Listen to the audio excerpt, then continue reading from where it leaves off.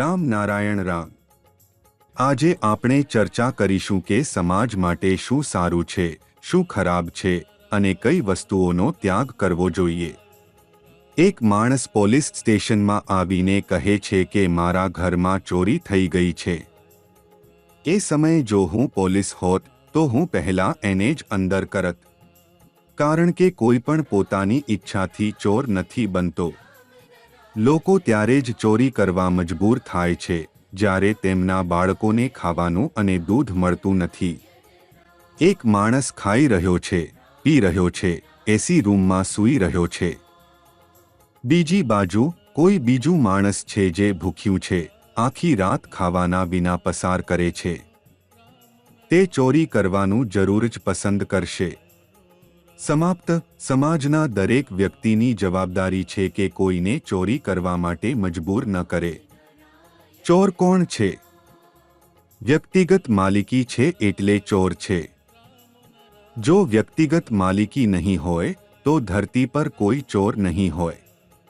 દુનિયામાં જે સૌથી વધુ વિદ્વાન હશે એ જ સૌથી મોટો ચોર હશે। જો હું બધું ખુલીને કહીશ તો બધું જ સામે આવી જશે। પ્રકૃતિએ મને આ ધરતી પર મોકલ્યો છે જેથી હું તમને સત્ય કહી શકું। એટલે કે પોતાને સુધારો અને પ્રકૃતિની વાત સાંભળો। જે સત્ય માતાપિતા છે એટલે કે આકાશ, તેની વાતોને સાંભળો, સારા કર્મ કરો, સારા કામ કરો અને પ્રકૃતિના સિદ્ધાંતોને અપનાવો। આ મારું કહેવું નથી, આ પ્રકૃતિની વાત છે જે હું તમને જણાવું છું।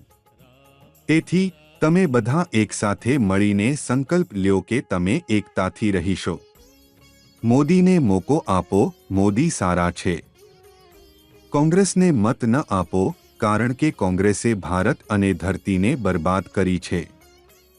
ધરતી પર માત્ર મોદી અને યોગી હોવા જોઈએ। મોદી 800 કરોડ ભારતીયોની ચિંતા કરે છે।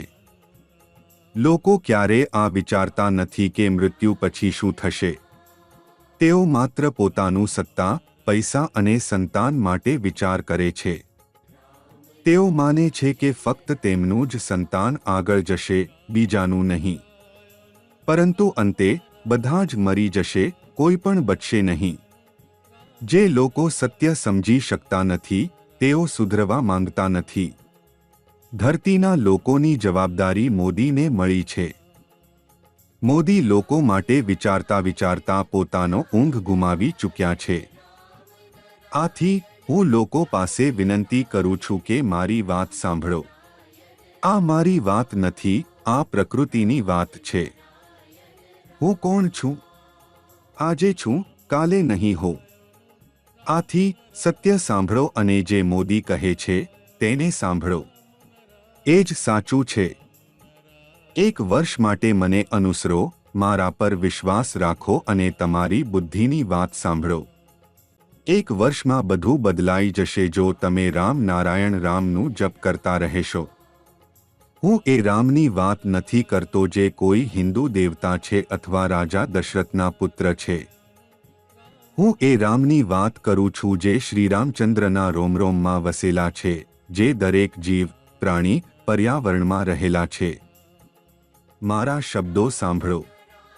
હું માત્ર પ્રકૃતિની વાત કરું છું। ધ્યાન કરતા રહો, મંદિર જવાની જરૂર નથી।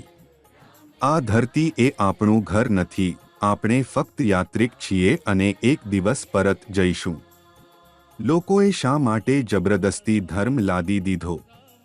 જે ધર્મ તમે ઉપરથી લાવ્યો છો એ તમારું નથી। કોઈ વિવેક નામની વસ્તુ જ નથી। તમે જાણો છો કે ભાષા ક્યાંથી આવી? આ અવાજ ક્યાંથી આવ્યો? બધા જીવજંતુઓના અવાજો, બધા સમુદ્રોના અવાજો અને હવાના અવાજો મળીને શબ્દો બનાવે છે જે આપણે બોલીએ છીએ। આ બધું પ્રકૃતિમાંથી આવ્યું છે। પ્રકૃતિ હતી, છે અને રહેશે। રામ નારાયણ રામ।